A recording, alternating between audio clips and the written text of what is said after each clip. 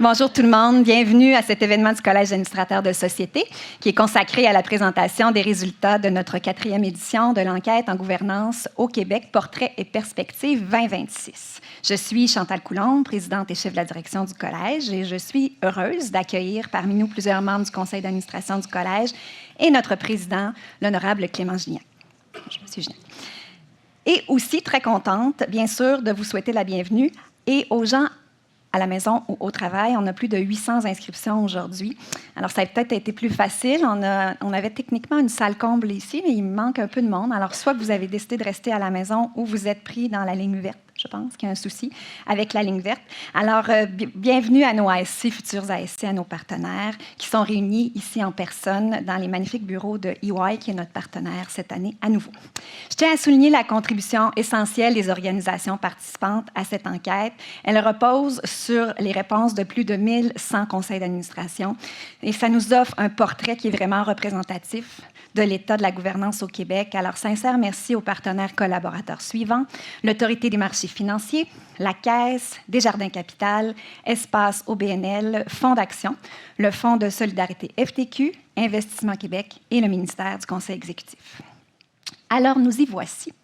Réalisée en collaboration avec le Centre d'expertise universitaire de gouvernance de société, notre enquête repose sur les données recueillies à l'automne 2025 auprès de représentants de conseils d'administration couvrant tous les types de secteurs d'activité, dont probablement l'ensemble des gens présents ici et à la maison qui ont complété l'enquête. On vous remercie. Ce rapport constitue un outil de référence qui est précieux pour les conseils, les comités de gouvernance, afin de nous permettre d'amorcer, et j'oserais dire, ou j'espère, de poursuivre les réflexions sur les pratiques en gouvernance. On en a vraiment besoin. Alors, avant d'aller plus loin, j'aimerais à nouveau remercier notre partenaire de longue date, EY, de nous recevoir. C'est toujours aussi beau chez vous. Et j'invite M. Michel Bergeron, associé directeur des EY et ASC, à venir vous dire quelques mots. Merci Chantal et bienvenue tout le monde dans nos bureaux ce matin. Ça fait un grand plaisir parce que je pense qu'on reconnaît que l'évolution de la gouvernance et la gouvernance en général, c'est essentiel, c'est important pour tout le monde. Je suis moi-même ASC, donc très fier de vous accueillir ce matin et d'avoir vraiment quelqu'un qui dresse ce portrait-là puis l'évolution de la gouvernance au Québec. Je pense que c'est super intéressant. De notre côté, chez EY, on a publié cet automne une étude qui s'appelle Board of the Future, on a regroupé 90 membres de conseil d'administration mondialement dans des grandes compagnies, des experts en gouvernance. Et dans le fond, ce que ça a suscité, c'est l'importance pour la gouvernance de continuer à évoluer.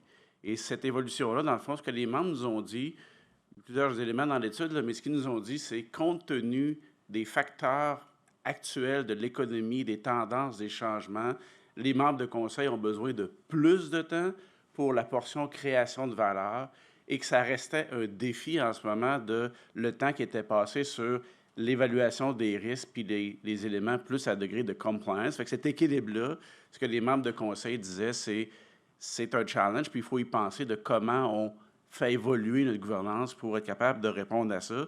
Puis il y a 35% des gens qui disaient que le modèle actuel ne peut pas fonctionner à long terme, donc il faut avoir une évolution. Fait qu'on va voir ces choses-là évoluer. Fait que je pense que c'est d'autant plus important d'avoir des études comme on a aujourd'hui pour nous dresser un peu le portrait puis de voir un peu cette évolution-là à travers les années. Merci beaucoup. Merci, Michel. Alors, on est prêt. On va passer environ 40 minutes ensemble. On va discuter. Jean-François va présenter les faits saillants. On va avoir une période de discussion. Alors, les gens qui sont à la maison, vous pourrez poser vos questions ou déposer vos réflexions via le clavardage. Et ici, en salle, on aura un micro à la fin, bien sûr, pour vos questions.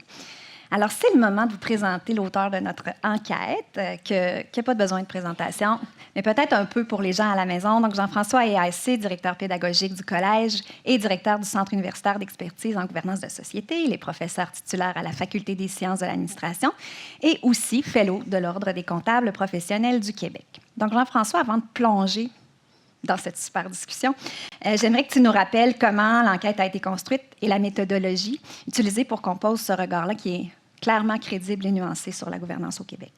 Bien, super, merci Chantal. Bonsoir Chantal. Bonjour. Merci. Tout le monde. J'ai pas dormi de la nuit. Alors, on le dit d'entrée de jeu, oui, c'est effectivement 1100 conseils d'administration, un petit peu plus, qui ont participé dans différents secteurs, en fait. Et juste globalement, là, le rapport lui-même, ça va être des faits saillants, mais sachez qu'il est construit autour de 3 grands blocs. Et c'est ces grands blocs-là qu'on aura quelques faits saillants ce matin. Donc, on va toujours aborder, grosso modo, le fonctionnement du conseil d'administration. Donc, tout ce qui va toucher sa composition, tout le cycle de vie de l'administrateur, de son arrivée, son départ, sa formation, rémunération, etc. Un deuxième bloc est sur les préoccupations du conseil d'administration, donc notamment les matrices de risque, mais surtout nos 2 thèmes vedettes cette année. Donc, les thèmes qui sont en rotation. Donc, cette année, on parle principalement de gestion de crise et de productivité. On va revenir là-dessus.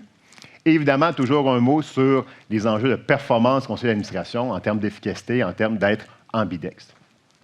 Donc, sachez, si jamais aujourd'hui, c'est sûr qu'on présente des faits saillants très généraux, mais dans le rapport, tout est ventilé en fonction des tailles d'organisation, des secteurs d'affaires. Donc, ça nous fait des bonnes bases de comparaison et d'échantillonnage, pour se comparer.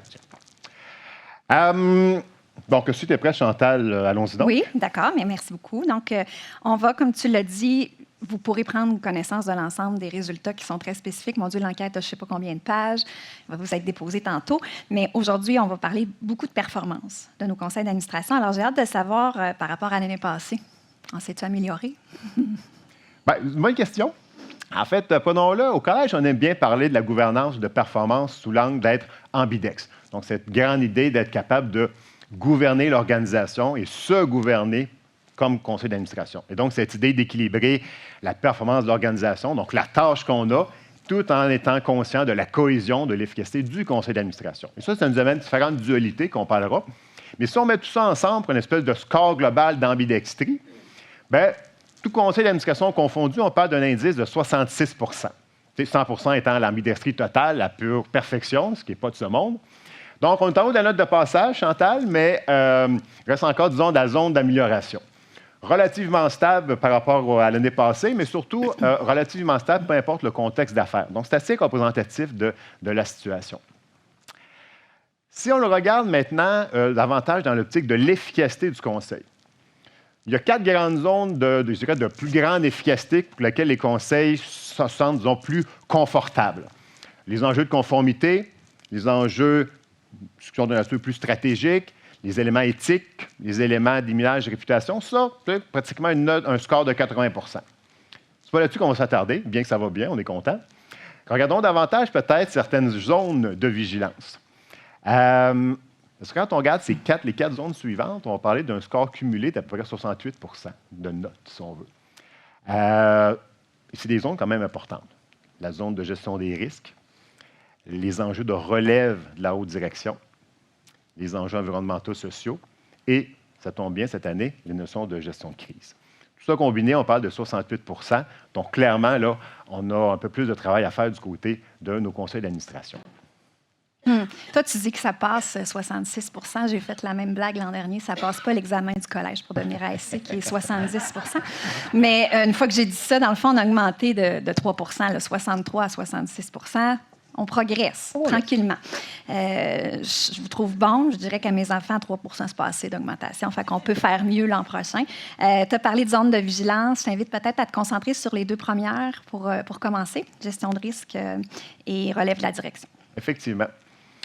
Relève de la haute direction, hein, on parle davantage de 62 Donc, clairement, là, il y a des réflexions à avoir. Gestion de risque, quand même un peu mieux, 72 Mais creusons maintenant un petit peu plus qu'est-ce qui se cache derrière ça. Surtout dans la logique de risque. Si on fait le parallèle avec une dualité importante au conseil d'administration, qui est capable d'équilibrer sa posture de risque par rapport à une posture justement de création de valeur, bien, c'est pratiquement 45 des conseils d'administration qui sont d'une certaine façon en déséquilibre. Donc, soit qu'on est trop en création de valeur et qu'on oublie les risques, ce qui est clairement une problématique. Mais là, de façon paradoxale, on voit ici, c'est pratiquement 30 C'est un conseil sur 3 qui se dit un peu trop dans une posture de risque au détriment de la création de valeur. Ce qui donnerait à penser qu'on est donc bon en gestion de risque, mais on vient de voir que ce n'est pas nécessairement le cas.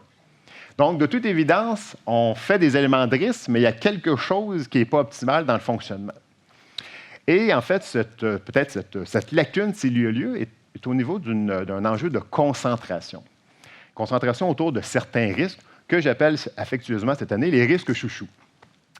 On va faire une espèce de top 5 de ces risques chouchous-là qui vont partager à peu près les mêmes caractéristiques. Sur un indice de 0 à 100, 100 étant un risque très, très important, 0 l'étant pas, vous ne serez pas surpris de voir que dans le top 5 va se retrouver en première ligne les enjeux de recrutement et rétention et les enjeux en lien avec le contexte économique. Clairement, et c'est tout à fait normal et même rassurant de voir ça. En deuxième ligne, les éléments en lien avec l'évolution des marchés, la concurrence, les enjeux de cybersécurité également. Regardez ces 4 éléments-là. Premièrement, ils sont chouchous parce qu'ils sont stables dans le temps. Ils étaient les chouchous l'année passée et l'autre année d'avant aussi. Ils continuent de l'être. Mais ils sont quand même assez ciblés, hein, des effets assez directs pour l'organisation et des impacts assez immédiats aussi. Là, je vois tout de suite sourciller en disant top 5, il n'y en a que 4, ça ne balance pas. Dans un bureau comptable, ce n'est pas une bonne idée de ne pas balancer. Il y en a un 5e, il s'en vient. C'est juste qu'il y a une particularité un peu paradoxale, c'est que notre 5e risque d'importance, c'est le départ et la succession du PDG, du ou de la PDG. Alors qu'on vient juste de voir que, justement, il y a des lacunes au niveau des enjeux de relève. Donc, ce qu'on conclut, ce qu'on voit, c'est que oui, il y a cette conscientisation-là de ce risque-là, mais on tarde à agir dans nos conseils d'administration, on tarde à passer à l'action et mitiger, justement, ce risque-là. S'il y a une concentration sur ces éléments-là, ça veut dire qu'il y en a qui sont peut-être un peu moins considérés, un peu plus mal aimés, ce qui est donc la prochaine catégorie. Donc, ces risques mal aimés-là, c'est ceux qui sont en queue de peloton, eux aussi vont partager certains éléments communs. Regardez, les quatre risques, peut-être dans les moins appréciés par les conseils, on a la géopolitique internationale, la culture organisationnelle, les enjeux environnementaux et sociaux. Bon, outre le contexte géopolitique est en hausse par rapport à l'année passée, c'est rassurant, puis en même temps compréhensible par rapport à ce qui se passe avec nos voisins du Sud. Ces autres risques-là, plus mal aimés, sont aussi relativement stables dans le temps. Donc, ils tardent à prendre de l'importance dans les matrices de risque. Mais regardez, hein, ils sont quand même assez tous un peu plus indirects, un peu plus diffus pour l'organisation et des impacts aussi moins immédiats. Donc, un peu plus différés dans le temps. Ce qui contribue probablement à les avoir un peu plus en deuxième ligne, mais ça ne veut pas dire que leur implication n'est pas moins importante pour l'organisation, vous vous en doutez bien. Ce qui nous laisse entre les deux les risques appelés affectueusement les risques sandwich. Donc, en quelque part, entre les chouchous et les mal-aimés, qui sont également en émergence par rapport à l'an passé et les années précédentes. L'actualité nous aura probablement incité à considérer davantage les enjeux de transformation numérique et les enjeux d'intelligence artificielle, ce qui est également rassurant, mais en même temps, c'est des éléments qui sont fort importants, vous le savez bien, pour le futur des organisations sur la compétitivité. Donc, on a peut-être encore intérêt à les voir prendre encore plus d'importance dans le futur pour nos conseils d'administration.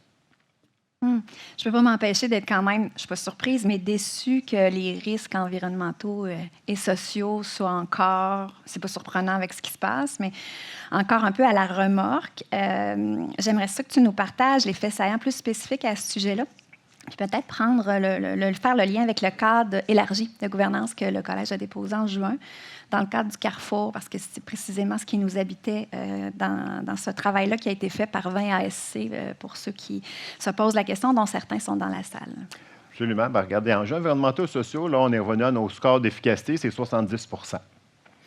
A priori, on vous dit, ouais, OK, peut-être pas si mal, mais si on le regarde en parallèle avec d'autres dualités de gouvernance ambidextre, ça ne sera pas surprenant de voir, et c'est un peu malheureux, cette continuité de déséquilibre qu'on va voir entre notamment les ambitions économiques versus les ambitions environnementales et sociales. C'est plus de la moitié des conseils d'administration qui se disent en déséquilibre entre les enjeux économiques, environnementaux, sociaux. Je dis déséquilibre, hein, je n'ai pas dit qu'ils ne sont pas en égalité, ce n'est pas dit qu'il faut que ça soit 50-50. Mais le mix d'équilibre n'est même pas considéré optimal actuellement par plus de la moitié des conseils d'administration. Même chose pour les considérations de parties prenantes, 65 % beaucoup trop déséquilibrés vers les parties prenantes directes, ça c'est évident, mais en même temps, c'est l'équilibre qui manque vers les parties prenantes un peu plus indirectes, notamment la communauté. Et si on le regarde toujours, ça va tendre dans la même direction, les enjeux d'intérêt. Les intérêts privés vont primer justement pour 40 % des conseils d'administration au détriment des intérêts un petit peu plus collectifs. Et tout ça, Chantal, nous rappelle effectivement le rôle élargi qu'on doit avoir au conseil d'administration. Historiquement, on parle toujours de deux rôles, le rôle de conformité, le rôle de création de valeur, ce qui n'est pas faux, absolument pas. Création de valeur, c'est peut-être un peu flou. Dans un cadre élargi, on parle maintenant un peu plus de trois rôles, en fait. Oui, gardien de la conformité, oui, gardien de la stratégie, cette idée donc d'être le gardien de la cohérence, mission, valeur, les stratégies, etc., bien sûr. Mais le troisième rôle, c'est cette grande idée d'être le grand gardien de la pérennité de l'organisation, mais également de ses écosystèmes. Donc, cette idée d'avoir un lendemain pour l'organisation et un lendemain d'écosystème pour accueillir l'organisation. Et là, c'est cette idée, donc, d'aller au conseil d'administration, beaucoup plus d'être l'idée d'être le grand gardien du sens, de la légitimité, le gardien du vivant, donc le gardien des parties prenantes élargies. Et comprenez que dans ces deux derniers rôles-là, le rôle stratégie puis le rôle de pérennité, on a la posture au temps qui est bien différente. Dans une logique stratégique, on envisage l'avenir, évidemment, mais en fonction du présent. En pérennité, on envisage le présent en fonction de l'avenir. Et donc, on change les paramètres, on change la lentille, et c'est ça, c'est important que ça se rende également au conseil d'administration pour donner le ton à l'organisation. Donc, merci. Puis, je vous invite, si vous ne l'avez pas déjà fait, à lire le livre blanc, précisément là-dessus, qui a été déposé, parce qu'on y va avec des pistes en ce sens, de façon concrète. Tantôt, j'ai aimé, Michel, ce que tu disais au niveau de votre enquête. 35 des conseils pensent que le modèle est à revoir. Je vais te citer dans la même phrase que notre premier ministre canadien, quand il a pris la parole à Davos, je ne vais pas faire de politique, quand même, il disait « Nos modèles sont probablement plus les bons ». Puis c'est ça aussi, la gouvernance, l'enjeu. Les changements ne sont pas ponctuels maintenant, c'est structurel ce qui se passe. Donc, quand on a fait ce travail-là avec les ASC pour réfléchir à comment on va accélérer la transformation de notre modèle en gouvernance, c'est ça qui nous habitait. Je suis un peu surprise du 35 %. J'ai l'impression que ça devrait être plus parce qu'il faut réellement qu'on accélère ce changement-là. Donc, c'est le constat qu'ont fait les ASC. Puis c'est vraiment ce qui nous habite aussi quand on fait ce travail-là de déposer l'enquête pour que vous puissiez accélérer vos réflexions. Donc, voilà. Je ne me transforme pas en politicienne. À partir de là, j'aimerais qu'on s'arrête un peu plus sur les zones de vigilance sensibles au CA, puis parlant de contexte de crise, la gouvernance, pas mal le sujet de l'heure. On la passe ensemble en revue au rayon X, cette gouvernance de crise. Passons le rayon X, Chantal. Gestion de crise, on parle d'un score moyen au Québec, 64 %. Donc, clairement, là également, on a des zones d'amélioration potentielle. Une crise, c'est sûr que ça n'arrive pas tous les jours, mais ce n'est pas non plus une anomalie. C'est comme relativement courant pour une organisation, du moins globalement. En fait, plus précisément, c'est un conseil d'administration, en fait, une organisation sur 3, qui a fait face à une crise, au moins, dans les 2 dernières années. Donc, ce qui veut dire qu'un autre tiers dans l'année prochaine, un autre tiers après. Donc, une crise, ça revient aux 6-7 ans, là, statistiquement. Donc, ce n'est pas une anomalie. Il faut être prêt et il y a des enjeux de gouvernance de crise et c'est ce qu'on va parler maintenant. Parce qu'un premier constat quand même assez préoccupant, c'est de voir justement l'importance ou l'absence de plans de gestion de crise et de plans de continuité des opérations dans nos organisations. On s'attendrait à en avoir partout, c'est ce qu'on souhaiterait minimalement. Mais regardez, c'est 65 % des petites organisations qui n'en ont pas, peut-être vous me dites compréhensibles, sont plus petites, peut-être ou pas. Mais 35 % des moyennes et 15 % des grandes organisations qui n'ont pas de plan de gestion des risques et de plan de continuité des opérations. Qui est quand même une première étape et une première responsabilité du conseil d'administration d'assurer l'existence minimalement de ces plans-là. Donc, c'est un premier constat, Chantal, qui était quand même surprenant. Si on essaie un petit peu, justement, le rayon X, de décortiquer la crise dans ses étapes, pour voir justement comment se dessine une espèce d'indice de qualité de la gouvernance à travers les différentes étapes. Avant la crise, durant et après, on va voir que finalement, le score aussi varie et que, bien qu'on est relativement efficace durant la crise, avant et après, il y a peut-être certaines zones dans lesquelles on peut améliorer nos processus comme organisation. Donc, faisons peut-être quelques façons là-dessus, Chantal, si tu veux bien. Donc, avant la crise, on parle d'un score 61 %. C'est pas tant. Quelques symptômes qui se dégagent de ce qu'on a pu observer donc, dans notre enquête. En fait, le principal symptôme qui explique cet indice plus ou moins élevé, en fait, ce n'est pas toujours clair, le partage des responsabilités. Qui fait quoi entre la direction, notamment le conseil, en période de crise? Et là, on revient à notre fameux plan de gestion de crise qui détermine le tout en amont. Après ça, conseil d'administration qui n'en sait pas toujours assez. Sur quoi? Mais sur deux choses. Les différents scénarios de risque et les différents plans de prévention de ces crises-là. On a beaucoup entendu parler ces dernières années, notamment avec Hockey Canada, mais aussi d'autres organisations sportives, les risques liés notamment tous les enjeux de harcèlement sexuel. Mais cette perception-là des risques par rapport à ces enjeux-là entre les joueurs entre eux, donc les enjeux d'initiation, entre joueurs et entraîneurs, donc là, les enjeux d'intimidation ou de rapport de force ou d'abus de pouvoir, ou de joueurs avec des gens de la communauté, ou pour des commanditaires ou des porte-paroles, c'est toutes des expositions très nichées d'un même risque pour lequel on n'est pas toujours bien informé au conseil d'administration de l'existence potentielle, mais de surtout quels sont les plans en amont pour les empêcher ou réagir s'il y a lieu. Donc, niveau d'information qui se rend au CA, au niveau de conversation qui peut s'avérer insuffisant.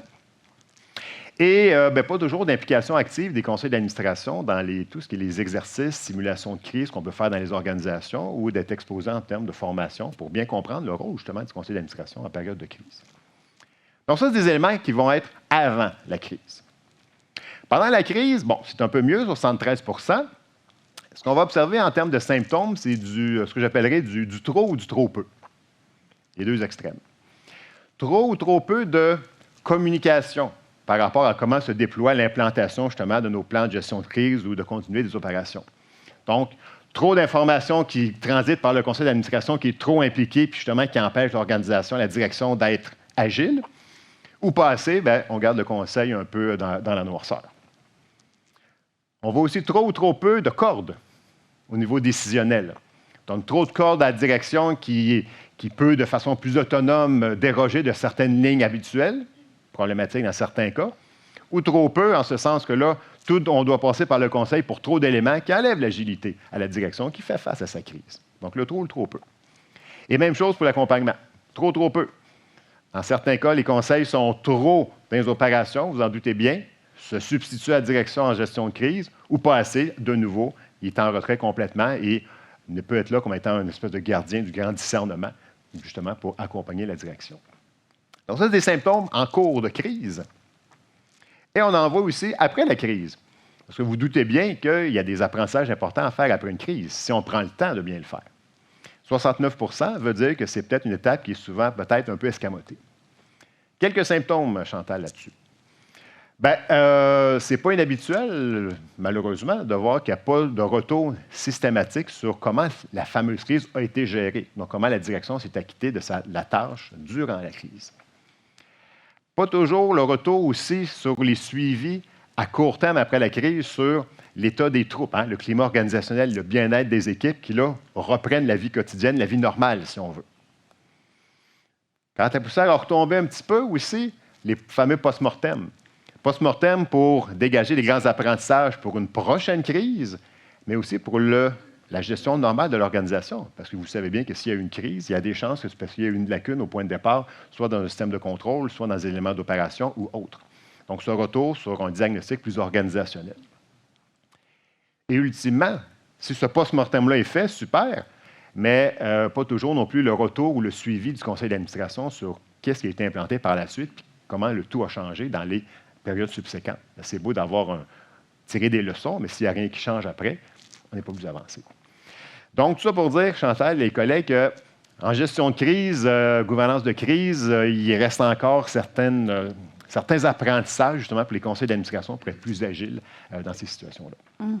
En t'écoutant, en fait, je me disais que le véritable enjeu, ce n'est pas tant la conscience du risque, mais l'écart entre ce que le conseil sait et ce qu'il fait vraiment. J'ai l'impression qu'il y a un enjeu là. Il y a beaucoup de conseils qui reconnaissent que les choses changent, mais vont prendre des décisions en se disant « oui, le monde est un peu plus compliqué ». Mais il n'est pas juste un peu plus compliqué. Je pense que c'est là où on a une hypothèse qui est un peu complexe présentement, si on se base sur cette façon de faire-là. Puis il y a un risque que ça arrive rarement tout seul, présentement. C'est pas ça qu'on va vivre. Ça se cumule, ça devient plus gros, donc il se superpose, ça s'accélère. Fait que je pense qu'il y a une grande prise de conscience, puis le avant, le pendant, le après. Ça va vous être utile pour avoir une discussion de fond, je pense, avec vos conseils d'administration. Puis là, j'ai une bonne nouvelle. Fait que là, j'en profite pour vous dire que l'activité demain mars que nous allons faire, qui est Apprendre par l'expérience, qui revient cette année, qui avait pris une pause l'an dernier compte tenu du Carrefour, va traiter spécifiquement de l'enjeu. Est-ce que vous voyez? OK, ma nouvelle est vendue. Donc, ce sera Guy Cormier qui viendra nous parler des crises que ont vécu Desjardins avec Christophe Roux-Dufort, qui est un spécialiste expert à l'Université Laval sur ce sujet-là. Donc, c'est en mars, c'est le 25, à distance et en présentiel. Là, je me sens comme Charles Lafortune à La Voix, tu sais, qui annonce un show, puis là, vous pouvez acheter vos billets maintenant. Bien, c'est ça. Vous avez un code QR à la maison, vous pouvez déjà vous inscrire. Fait qu'on va espérer que l'année prochaine, il y aura un impact un peu plus grand sur nos résultats compte tenu de cet événement-là, parce que vous allez tous, bien sûr, y participer en grand nombre. C'est un rendez-vous. Alors, je te redonne la parole pour un dernier segment, puis je te demanderai de le chanter. Non, c'est pas vrai. Tu ne veux pas ça. Personne ne veut ça. Je pense pas. Je propose en rafale qu'on parle un peu des paradoxes dans la vie réelle des conseils d'administration, ou comme tu aimes bien les appeler, les mystères de la gouvernance. On va commencer par le mystère VICA. Effectivement. Là, c'est la portion où j'aurais aimé qu'on puisse tamiser les lumières, avoir une petite lumière, une petite musique lugubre, avoir une petite fumée. Mais avec les gicleurs ici, on me dit que ce n'était pas une bonne idée. Donc, pour me faire lancer des citrons par les gens de la sécurité, là, on va y aller straight. Mais oui, quelques mystères de la gouvernance, ou appelons-les les affaires non classées, ou les X-Files de la gouvernance, qui se dégagent un peu de certains résultats qu'on va voir. Donc, en rafale, effectivement. Le mystère VICA. Qu'est-ce qu'on entend par le mystère VICA? Bon, vous savez, on entend souvent cet acronyme VICA pour parler du monde dans lequel on est. Hein? Un monde volatile, incertain, complexe, ambigu. Tu sais, le monde est compliqué, le monde est en transformation, et c'est tout à fait vrai. Cependant, en moyenne, un conseil d'administration, on se rencontre 25 heures par année. 7 réunions en moyenne, 3 heures et demie. Est-ce que 25 heures, c'est suffisant pour faire face à ce monde en transformation avec un environnement d'affaires complexe? Parallèlement à ça, on parle au Québec, en moyenne, 3,1 comités. Donc, les 3 réguliers qu'on connaît, comité RH, gouvernance, audit, ça fait 0,1 en moyenne de plus que ça. Donc, ça veut dire qu'on n'exploite peut-être pas complètement l'utilité d'un comité pour creuser certains éléments d'importance qui tapisse notre environnement d'affaires. Et là, ça soulève la question, est-ce que donc on devrait conclure qu'on devrait avoir plus de réunions, plus de comités? Peut-être, je ne sais pas. D'un côté, regardez, les dernières années, on avait différents thèmes vedettes. On a parlé de cybersécurité, on a parlé de l'EDI, on a parlé de culture, d'innovation, d'intelligence artificielle. Tous ces thèmes-là, systématiquement, avaient toujours un écart d'importance entre le temps et l'importance qu'on leur accordait au conseil d'administration par rapport à ce qui était considéré souhaitable. Tout le temps. Entre 10 et 35 de décalage. Ce qui laisse à penser qu'on manque de temps probablement pour aborder ces sujets-là. Ce qui militerait en faveur, s'il y a lieu, de plus de réunions, plus de comités. Cependant, il faut bien comprendre que plus de réunions, c'est aussi plus de travail pour la direction. Il faut l'avoir en tête, tout ça. Et si on est pour avoir plus de réunions ou plus de comités, ça va être pour faire quoi? Si c'est pour mieux gouverner, correct, mais si c'est pour reproduire certaines lacunes actuelles, bien là, on ne sera peut-être pas plus avancé. À cet effet, regardons quelques-unes de nos dualités de gouvernance ambidextre. Quand vient le temps d'équilibrer le rôle classique de supervision avec le rôle conseil, bien, c'est pratiquement un conseil d'administration sur 3 qui est trop dans son rôle de supervision. Donc, si c'est pour faire plus de réunions pour superviser davantage, on n'est peut-être pas plus avancé. C'est un conseil d'administration sur 3 qui est en déséquilibre sur la performance, sur les enjeux court terme versus le long terme. Donc, si c'est pour faire plus de réunions, pour être dans le court terme, je ne sais pas si on va régler quoi que ce soit. Si on est pour en faire plus, c'est pour mieux se gouverner probablement, mais de nouveau, on a certains déséquilibres quand même qui sont significatifs. On parle du fameux, en gouvernance, nose in, fingers out, le nez dans la cuisine, les mains dans la pâte, on entend ça tout le temps. Bien, c'est quand même bien la moitié des conseils d'administration qui sont en déséquilibre à ce niveau-là. Donc, 1 sur 4 qui a trop les mains dans la cuisine, puis un autre 1 sur 4 qui est trop en dehors de la cuisine, qui est dehors en train de fumer une cigarette. Donc, si on est pour faire plus de réunions, mais pour être dans ce déséquilibre-là, je ne sais pas si on va améliorer la situation. On parle également de la posture de soutien que doit avoir un conseil d'administration, tout en étant vigilant. Évidemment, la vigilance, c'est fondamental. Mais quand même, 40 des conseils d'administration qui se trouvent en déséquilibre trop dans une posture de soutien. Donc, il y a un manque de vigilance. Donc, ayons en tête que peut-être qu'on peut repenser ou changer des calendriers, mais il faut aussi, avant de penser à une expansion, peut-être commencer à rénover l'intérieur et de s'assurer qu'on optimise la totalité du temps qu'on a présentement pour voir si on ne pourrait pas dégager aussi des endroits pour parler d'autres sujets de monde plus vicaire. C'est vraiment intéressant. Puis là, je suis sûre que vous avez tout envie de savoir ce serait quoi le modèle, mais effectivement, c'est un peu applicable à chacune de nos organisations. J'ai envie de dire que la question, possiblement, que vous pouvez ramener dans vos conseils, c'est est-ce que le modèle actuel qui est le nôtre, parce qu'il y a quand même des conseils qui ont 10, 12 réunions par année, puis il y en a d'autres qui en ont 4, à peu près. On a une moyenne de 7, mais on est quand même dans ce spectre-là. Il y a des organisations qui gèrent des millions avec 4 réunions par année, puis il y en a d'autres qui gèrent même pas 1 million à 12 réunions par année. Fait que je pense que la question, c'est de se demander vraiment, est-ce que le modèle, le nôtre, nous donne encore l'espace nécessaire pour exercer un jugement solide? Parce que, tu sais, c'est ça l'enjeu qu'on doit avoir. Le monde est VICA. Est-ce qu'on a l'espace pour être à bonne place? Alors ça, je pense que c'est certainement un take-away que vous pouvez prendre pour vous questionner dans vos organisations. Tu as fait référence tantôt à l'enjeu de productivité. J'imagine qu'il y a un mystère sur la productivité. En fait, je sais qu'on a un mystère sur la productivité. Peux-tu nous en parler? Il y a un mystère, effectivement. Mystère numéro 2. Ouais. Quand on regarde du moins ce que les conseils d'administration vont nous dire par rapport à l'importance qu'ils veulent donner à la productivité de l'organisation dans les discussions au conseil d'administration. Bien, c'est un sujet qui, en moyenne, va être classé une importance de 7 sur 10, une importance satisfaisante. C'est important, on en parle, ça fait partie des préoccupations régulières au conseil d'administration. Parfait. 65 des conseils vont dire qu'on a bien intégré les enjeux de productivité dans nos structures de gouvernance, c'est-à-dire dans notre planification stratégique, dans notre matrice de risque, dans nos indicateurs de performance, dans l'évaluation des dirigeants. La productivité vit dans nos structures de gouvernance. Ce n'est pas juste un sujet à l'ordre du jour, c'est aussi un élément qui rebondit dans différentes conversations parallèles sur ces pratiques-là.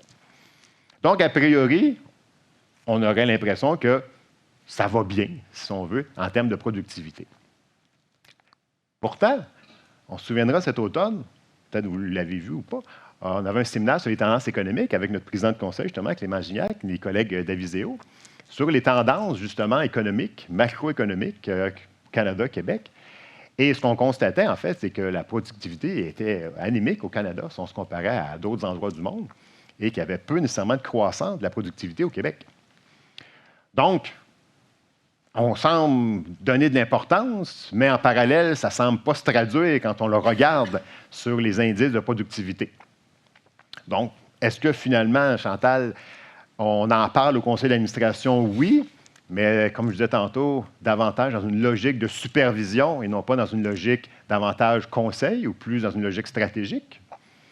Est-ce qu'on en parle de productivité, mais plus dans une posture de risque et non pas dans une optique de création de valeur, donc comment on peut aller plus loin de façon compétitive avec des enjeux de productivité? Est-ce que donc c'est dans la façon de l'aborder? Est-ce que oui, on a la productivité dans nos indicateurs de performance ou dans nos cibles ou dans nos priorités stratégiques, mais qu'on manque d'ambition au niveau du conseil d'administration sur les attentes véhiculées par rapport à des gains potentiels de productivité ou se positionner davantage avec des benchmarks qui ne sont pas juste ceux des industries locales, par exemple, mais aussi à un niveau plus international pour élargir le chemin des possibles. Donc, ça amène ces questions-là parce que, oui, on semble accorder de l'importance, mais globalement, ça ne semble pas se traduire. Donc, il y a quelque chose qui se passe dans la machine. Moi, je trouve que c'est un des apprentissages ou un des constats vraiment intéressants de l'enquête de cette année. Parce que quand on y pense, c'est vraiment, M. Gignac, vous l'avez bien nommé, on n'est pas très fort. C'est comme tu le dis, mais on pense qu'on fait bien les choses. Alors, moi, ça m'a fait reculer de quelques pas. Puis, je pense que c'est une autre excellente question qu'on doit avoir dans nos conseils d'administration. Qu'est-ce qu'on fait à ce chapitre-là? Puis est-ce que ce qu'on fait est vraiment périn, puis ça permet vraiment une productivité durable? Je ne suis pas sûre qu'on se pose cette question-là, puis comment nos indicateurs permettent de mesurer ça. Là, j'ai vraiment parce qu'on est réellement en retard à ce chapitre-là. Alors moi, bon, vous le savez, je l'ai dit tantôt, le verre est toujours à moitié plein. Ça veut dire qu'on a quand même ça sur le radar. Ça, c'est la bonne nouvelle. Donc, il faut peut-être juste essayer de transformer notre impact pour que ce soit encore plus fort après pour nos organisations sur le terrain. Mais c'est quand même assez spectaculaire, ça. Moi, je pensais qu'on n'allait pas être très bon dans cette mesure-là cette année, compte tenu de ce qu'on voit, alors que c'était surprenant, donc quand même. Là, ou soit qu'on se lit mal ou là-dessus quand on répond, mais là, à 1100 personnes qui ont répondu, on ne doit pas être si pire, on doit être capable d'avoir une mesure qui fait du sens. Fait que c'est quand même très, très, très parlant, puis certainement une méchante belle opportunité pour avoir des discussions de fond. Alors, on parle aussi, tu as parlé de très, très brièvement d'enjeux technologiques. Est-ce qu'on a un mystère de ce côté-là? Nous avons un mystère, bien sûr. Le mystère des technologies. Le mystère des technologies. Ben, j'invente rien, là. L'importance critique des enjeux à savoir technologique, on en entend parler tout le temps. Cybersécurité, transformation numérique, intelligence artificielle, on a fait référence un petit peu tantôt dans les éléments de risque. Donc, on semble se dégager un constat que les technologies, c'est une ressource importante. Donc, on a les ressources financières aussi, on a un comité d'audit. Les ressources humaines sont importantes, on a un comité RH. Donc, on devrait avoir des comités de technologie de façon répandue. Non. En fait, c'est 8 des organisations qui ont un comité TI. Et merci aux 28 des sociétés publiques, parapubliques, parce que dans les faits, dans les autres secteurs, c'est davantage 3 Donc, la question, comment se fait-il que si on reconnaît l'importance des technologies, pas juste comme étant des éléments comme une ressource stratégique, mais également comme des opportunités stratégiques, comme étant justement une ressource rare dans laquelle on peut se distinguer, comment se fait-il qu'on ne creuse pas et ne donne pas l'opportunité au conseil d'administration d'aller plus loin dans ces discussions-là avec un comité qui permettrait justement de dégager du temps au conseil d'administration et justement d'avoir des équipes ou des gens un peu plus dédiés. Et bien, on a vu des cas d'actualité qui nous laissent à penser que ça peut être intéressant et il y a certains risques, justement, avec des enjeux importants de transformation numérique et autres grands projets, cybersécurité et autres. Je ne sais pas de quoi tu parles. Non. Ça aussi, je pense que ça va quand même probablement beaucoup s'améliorer. Quand on a eu la COVID, vous vous rappelez, la notion des gens, la ressource humaine est devenue une préoccupation. On a compris que c'était important, on le savait, mais encore une fois, on ne pensait peut-être pas à l'action. Puis on a vu, nous, à la certification, beaucoup plus de profils ressources humaines. On a vu des conseils nous demander beaucoup plus qu'avant des gens de ressources humaines sur leurs conseils. Fait que ça, c'est un gain. La COVID, c'est un canot ballant-balai. Certainement, ça a bien fait ça pour nos conseils au niveau de la ressource humaine. Fait que j'ai l'impression que ça va faire la même chose avec ce qu'on est en train de vivre avec le dossier qui nous occupe. D'ailleurs, un rapport devrait être déposé dans quelques jours. Puis on le voit déjà à la certification. Fait que je fais un parallèle. On a beaucoup plus de dossiers de gens qui ont des profils de gestion de grands projets, qui veulent donc parfaire leurs compétences en gouvernance. Puis clairement, les conseils vont probablement être plus attentifs à cet élément-là. Fait que possiblement que le fameux 8 l'année prochaine, on se donne-tu un objectif? Une cible. Une cible? Une cible. Pour augmenter notre 8 passer à 14 Je ne sais pas si ça serait possible, mais bref, je pense qu'on va voir, j'ose espérer, un gain parce qu'il faut apprendre de ces crises-là. On ne peut pas avoir peur de ces crises-là comme administrateur. Il faut plutôt en grandir parce que là, on a une belle preuve d'intelligence collective là, qu'on peut activer comme réseau. Alors, parlons maintenant d'indépendance. Ça, ce n'est pas un sujet qui parle à tout le monde. Il y en a qui n'aiment pas ça entendre parler d'indépendance dans plusieurs structures. Ça suscite toujours pas mal d'intérêt.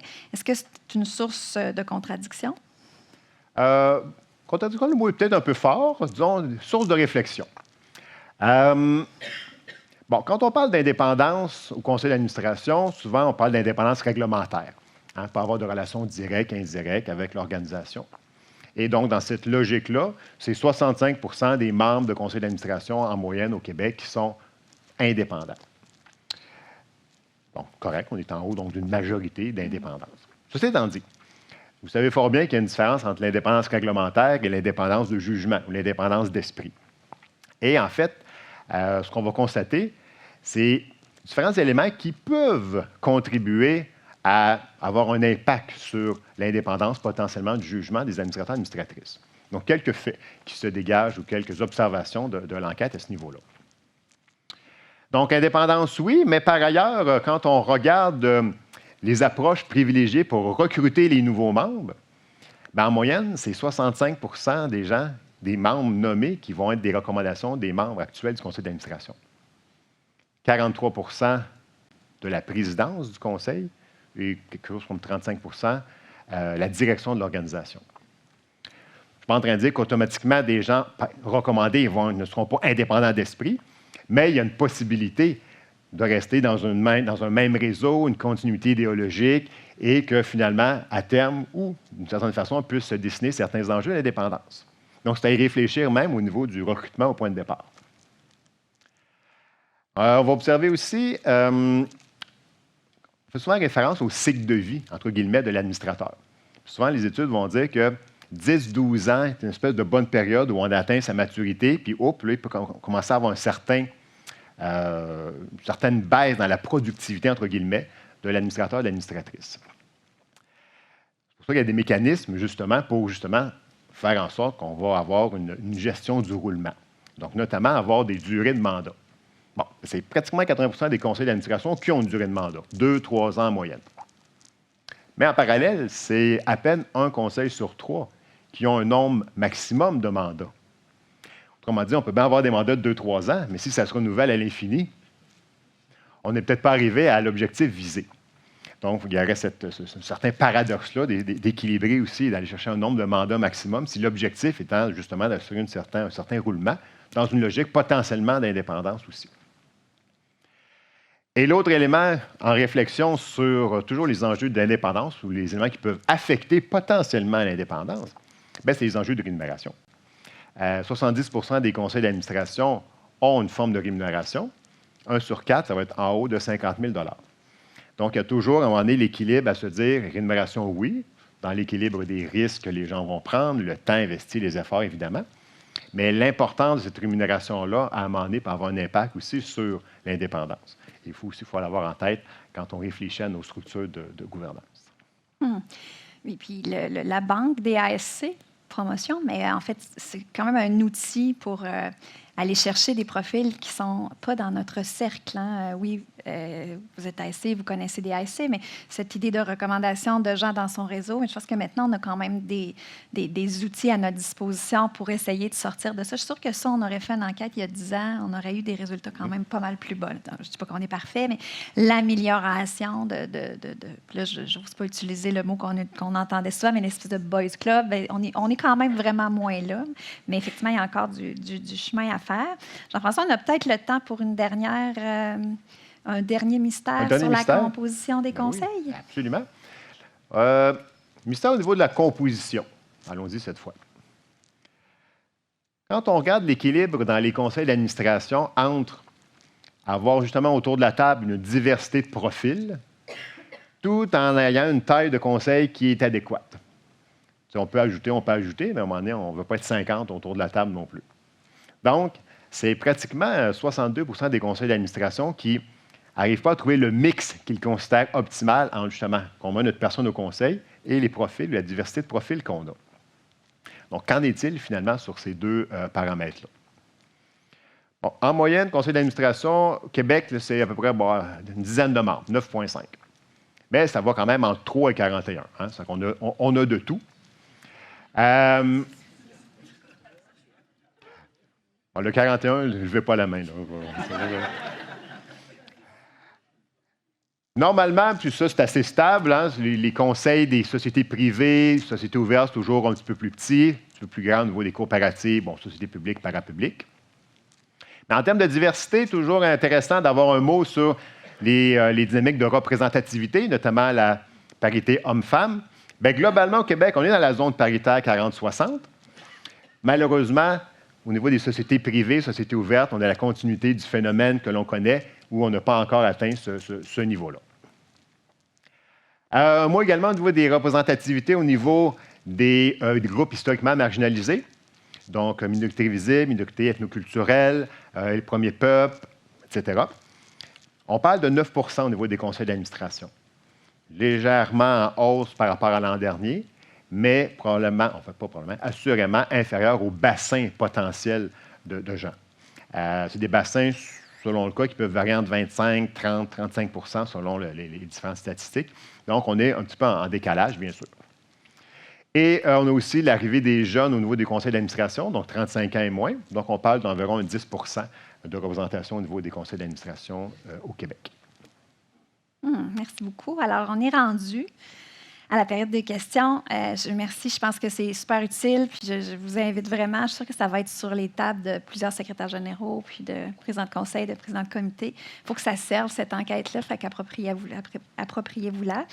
Alors, on a des questions en ligne qu'on va prendre et des questions en salle. Alors, en salle, Jean-François, tu vas pouvoir gérer le trafic ici, puis je vais faire la même chose pour en ligne. Donc, ici, Marie-Ève, Isabelle, pour poser vos questions, vous parlerez fort au micro, s'il vous plaît, pour que les gens à la maison vous entendent bien avec notre système de retransmission. Donc, est-ce que vous êtes ceux qui cassent la glace ou je prends une première question en ligne?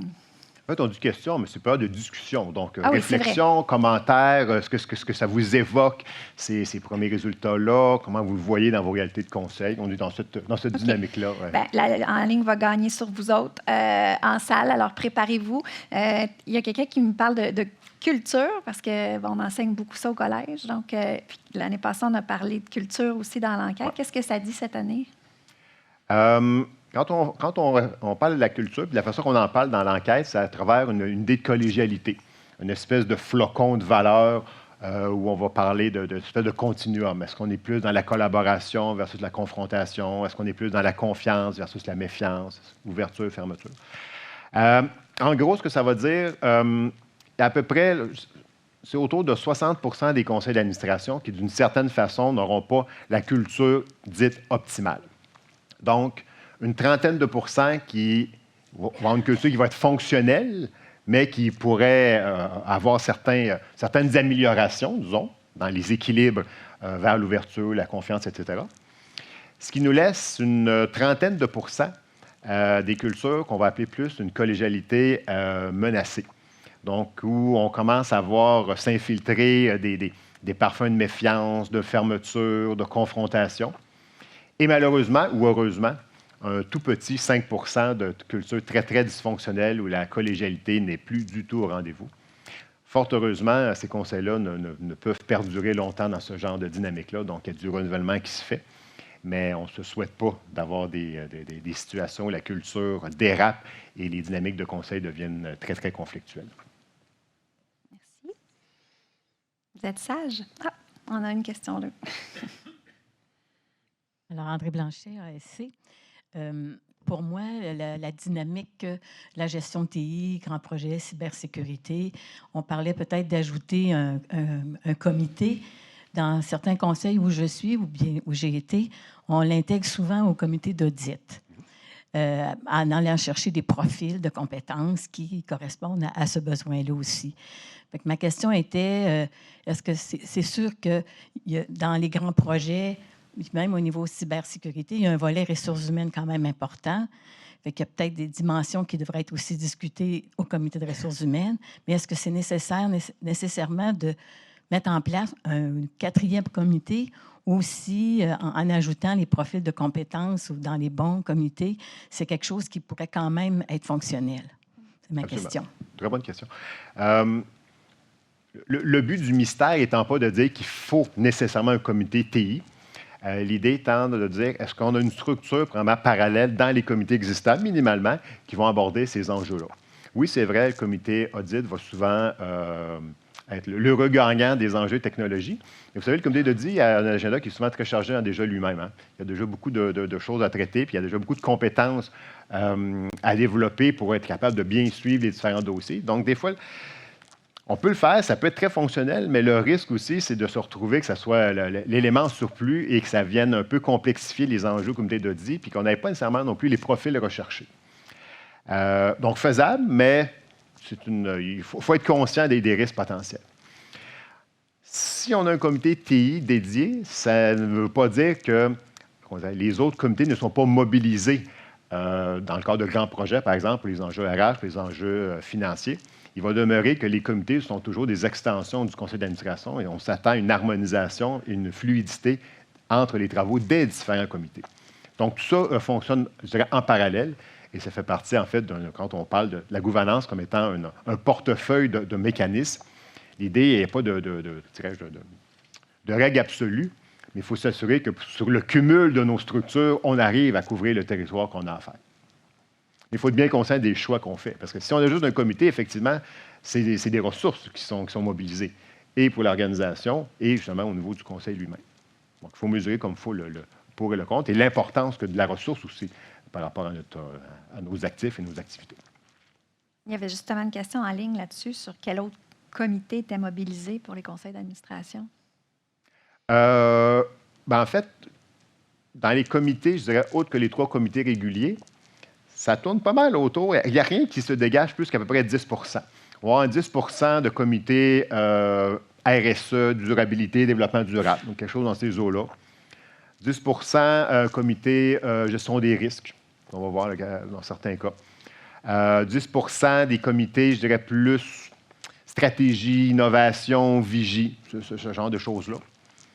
Ce qui est en perte de vitesse, vraiment d'année en année, c'est les comités exécutifs, l'espèce de structure parallèle au conseil d'administration. On est rendu aux alentours de 18 on était à 30 il y a quelques années. Donc, c'est une pratique qu'on voit de moins en moins. Je ne dis pas qu'elle est problématique, mais il faut juste bien y réfléchir si on veut maintenir un tel modèle ou aller vers ça s'il y a lieu. Mais c'est quand même un sous-comité qu'on voit encore statistiquement de façon importante.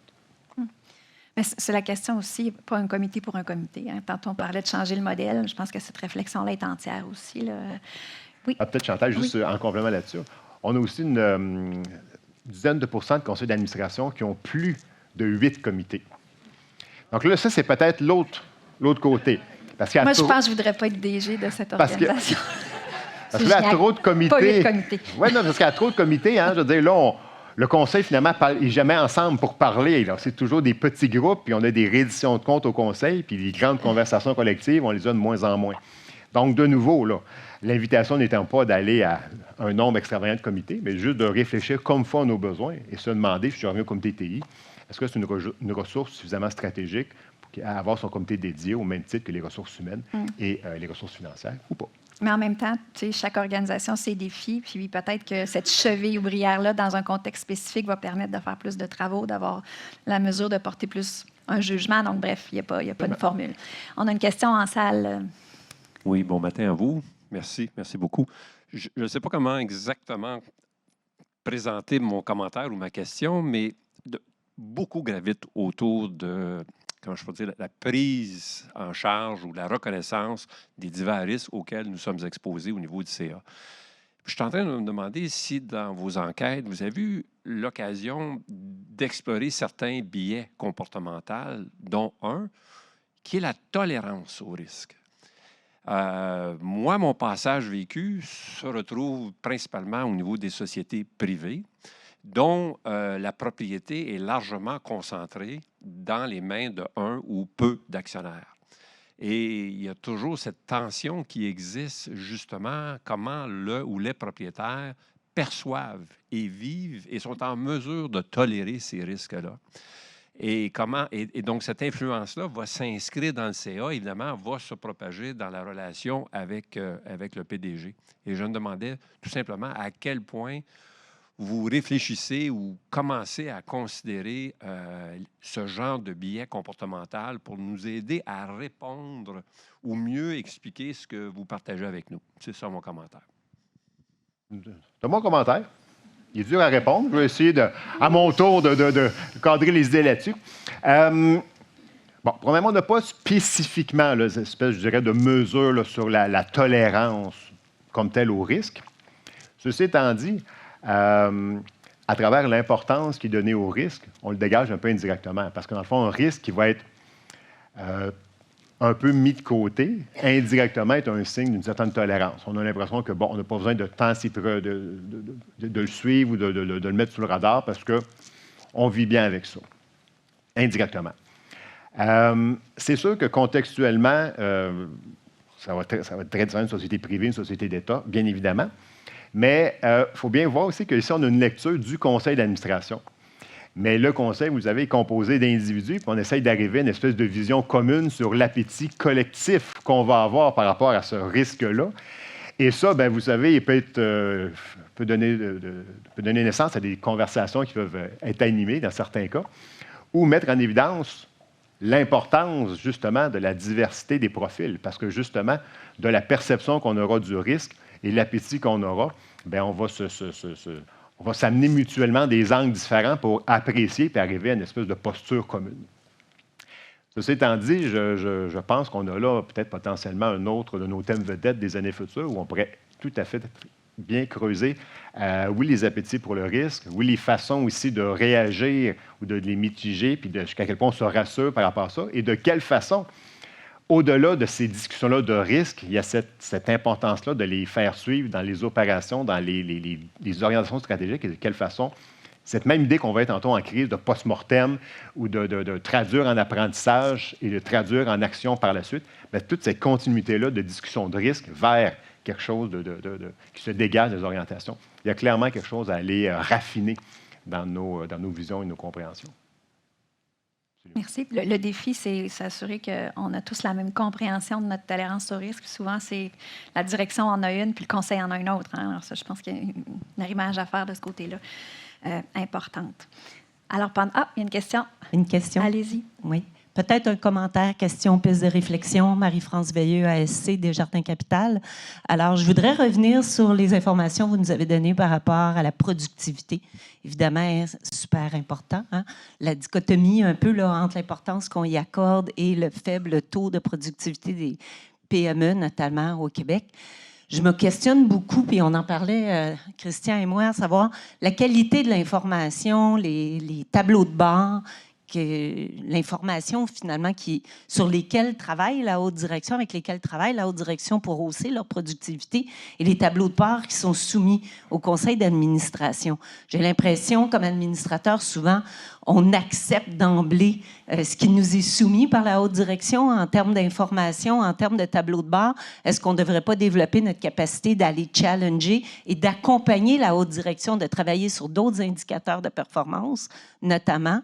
Alors, je pense qu'il y a peut-être quelque chose à réfléchir à ce niveau-là, parce que pour pouvoir bien accompagner, évidemment, l'entreprise dans sa productivité, il faut avoir le bon data et il faut être capable de l'interpréter. Alors, de plus en plus, on a sur nos conseils d'administration, on va chercher des gens avec des expertises particulières qu'on a besoin pour réaliser le plan stratégique de l'organisation, mais est-ce qu'on a la compétence de bien comprendre et d'exiger la bonne information en termes de productivité? Alors, il y a peut-être quelque chose là, à réfléchir par rapport à ça. Alors, vous avez tout à fait raison. En fait, deux choses qui me viennent en tête en lien avec ça. Les indicateurs, à un moment donné, hein, il y a un phénomène d'usure. Hein. À un moment donné, quand on est toujours confronté aux mêmes indicateurs qu'on suit périodiquement, à un moment donné, non pas que l'indicateur stagne lui-même, mais notre appréciation de la nuance de celle-ci diminue un peu, puis on n'a plus le même regard critique. Donc, le renouvellement de l'information, c'est un bon point. Il va souvent passer aussi par le croisement aussi de différentes informations. Souvent, on a des informations, je dirais, comment dirais-je, listées, clic, clic, clic, clic, versus les attacher dans une logique un peu plus de causalité. Et qu'est-ce qui est en amont de quoi? Et un peu plus, c'est cette idée de croisement informationnel qui nous amène à confronter et à voir des réalités qu'on ne voit plus nécessairement. Donc oui, ça peut passer par des nouvelles informations, entre guillemets, soit qu'on n'a pas au conseil, qui sont déjà disponibles de toute façon dans l'organisation, ou d'appeler justement à un développement différent du regard qu'on va donner. Mais de nouveau, on peut en apprendre beaucoup en croisant beaucoup de données ou des croisements d'indicateurs. Puis souvent, on ne le fait pas nécessairement. Donc, une logique un petit peu plus en effet domino versus une liste d'épicerie. Souvent, ça nous amène déjà à réfléchir différemment. Merci. Il y a peut-être une dernière question, rapidement, à distance, Jean-François, de la diapo. Il y a une diapo qui montre 39% des CA qui sont en équilibre dans la prise en compte des enjeux ESG. Est-ce que tu peux rappeler aux gens ce que constitue un équilibre à cet égard? Bien, c'est un bon point. En fait, équilibre, comme je disais tantôt, n'est pas dans le sens d'égalité. La cible n'est pas de dire qu'on devrait être à 50-50, mais on devrait plutôt avoir l'équilibre jugé nécessaire par rapport au contexte d'affaires, par rapport au contexte organisationnel, par rapport aux ambitions, par rapport à X, Y, Z. Et donc, c'est pas la recherche du niveau, c'est pas dire qu'il faut être à 50-50 ou 60-40 ou 55-45. Faut que ça balance mes chiffres. Mais il faut vraiment arriver justement, au niveau qu'on va considérer nécessaire pour avoir la posture souhaitable. Et donc, l'équilibre, l'égalité, on n'est pas au même niveau. Et ici, la statistique qu'on avait, en fait, c'était que c'était plus de la moitié des conseils d'administration qui n'étaient pas au niveau qu'ils jugent souhaitable. Donc, on vise, par exemple, un 60-40, puis on ne l'atteint pas, lui non plus. Et on peut déjà d'ailleurs débattre aussi, est-ce que c'est 60-40 qui doit être visé? Et ça, c'est des conversations, non pas du chiffre lui-même, mais de l'équilibre des ambitions et de comment on veut se positionner comme organisation. Merci infiniment. On arrive déjà à la fin. Alors, merci, Jean-François. C'est toujours un plaisir de faire ça avec toi. Merci pour Merci à toi. Merci beaucoup. Merci à EY, bien sûr, de nous avoir accueillis chez vous. Vous avez pris le temps de remplir l'enquête. Ça va être un rendez-vous. Alors, merci infiniment de l'avoir fait. L'étude va être disponible, doit déjà l'être parce que j'ai l'Amérique au monde. Alors, vous aurez ça accessible. Vous avez une vidéo récapitulatif aussi de Jean-François si vous voulez aller droit au but. Donc, n'hésitez pas à consulter tout ça. Je rappelle l'événement du 25 mars prochain. Donc, vous pouvez vous inscrire en ligne. Puis, amis ASC, futurs ASC, vous allez vous recevoir un courriel pour vous inviter à participer en présentiel à ce déjeuner-là qui sera à Québec. Donc, je vous remercie infiniment. J'espère que vous allez utiliser ça comme un outil de transformation accélérée de vos structures de gouvernance. Passez une belle journée. Merci tout le monde.